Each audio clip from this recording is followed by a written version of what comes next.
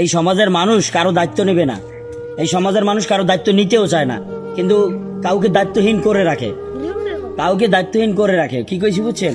একটা এতিম মেয়ের যদি দায়িত্ব নেন তাইলে দেখবেন অনেক কথা হইবে। একটা ডিভোর্সি মেয়ের যদি আপনি দায়িত্ব নেন তাইলে দেখবেন অনেক কথা হইবে। দুটো এতিম বাচ্চার যদি দায়িত্ব নেন তাইলে দেখবেন এই সমাজের মানুষ অনেক কথা হইবে।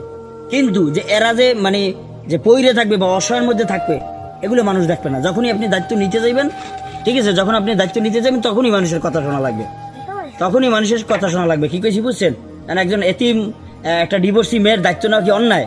কিন্তু আপনি দেখবেন যে আপনি পরকীয়ে জড়াইবেন, লুচ্ছমি চোট্টামি বন্ডামি করবেন, এগুলো ঠিক আছে, এগুলো সমস্যা নাই। কিন্তু আপনি ওই দ্বিতীয় বিবাহ করতে যাইবেন, ঠিক আছে, যে হালালভাবে যদি ভরণ পোষণের ক্ষমতা থাকে, সক্ষম থাকে, দ্বিতীয় বিবাহ করতে যাবেন, তখন দেখবেন মানুষের কত চুলকানি শেষ নেই।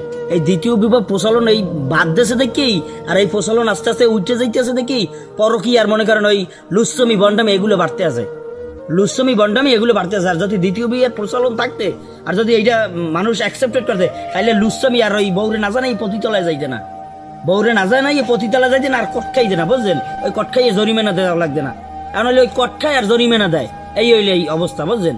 হালাল ভাবে আপনি যদি সক্ষম থাকেন, আপনি যদি ভরণ পোষণের দায়িত্ব নিতে পারেন, আপনি দ্বিতীয় বিবাহ করেন, এখানে স্ত্রীর পারমিশন লাগবে না, বুঝছেন? এখানে স্ত্রীর পারমিশন দরকার নাই।